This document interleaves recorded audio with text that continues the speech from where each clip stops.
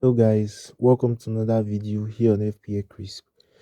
Today we'll be going through our Game Week 11 team selection heading into the game week.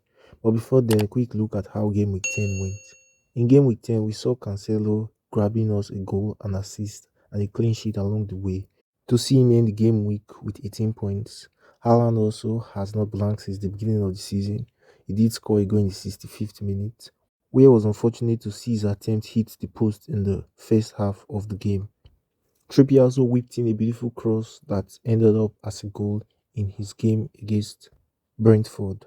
Martinelli also put on a show for us in the game against Liverpool, where he scored the first goal and also gave the assist to Saka in the second goal of that game.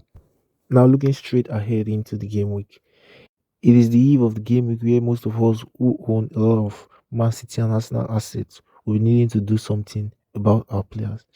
However, Trippier starts in this game week. Trippier has been very good offensively for Newcastle. So even playing an opponent like Man U away, where they have few chances of keeping a clean sheet, he's setting to start in the game week. I'm a bit concerned with the double up, so we might actually be starting Iverson ahead of Nick Pope this time around. It will be easier to get a clean sheet with Leicester City facing Crystal Palace than to get a clean sheet with Newcastle playing away at Manchester United. In the game also we see Cancelo, his game against Liverpool. In the past, this game has been known for lots of goals, and with the new role Cancelo has taken up in the game since the injury of Walker, where he has more chance going forward in the game, we see that he's a very good option in the game. And we also know Man City are best in the league so far for expected clean sheet odds since the beginning of the season. Rich James is also in the team, and this time around, we'll be hoping he starts the game.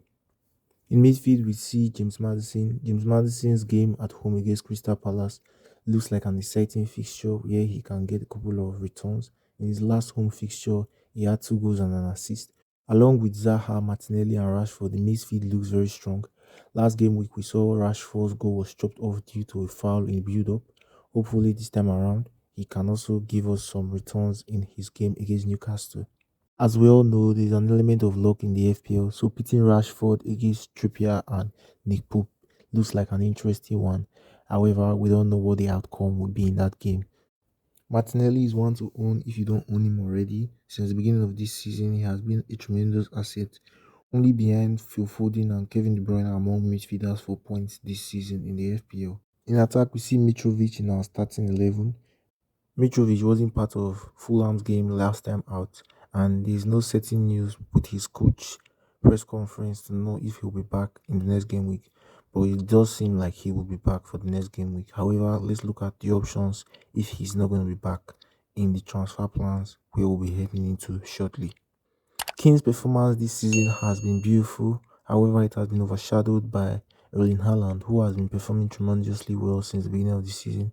Kane has 8 goals in 9 games, and one could make the case for putting the captain's armband on his hand this game week, knowing fully well that Haaland faces a tough opponent. However, picking up a knock in the last game week might mean he gets to sit out this next game week. However, I'm pretty confident that he will be featuring. Haaland rounds off the 11 this time around. Haaland, as we know, phenomenal, hasn't had a blank game week since the beginning of the season. Set to stay in the team. Now heading into our transfer options into the game week 11. Now there's a couple of transfers here that we'll have to take into consideration. Knowing fully well that we'll be having a blank game week 12 for our City and Arsenal assets, it's important that we take care of Patson, who has been injured for quite some time now and still going to be injured in the game week 12 showdown. Possible replacement for Patson, looking straight at game week 12, which is where those players will be particularly entering the team, would be having a Brighton defender or a Crystal Palace defender. Crystal Palace opponents in the game with 12 are Wolves, who have just scored 3 goals since the beginning of this season.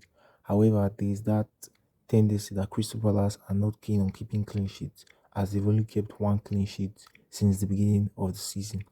Also, there is the tendency of bringing in Louis Dunk of Brighton, who along with Brighton has kept 3 clean sheets since the beginning of the season.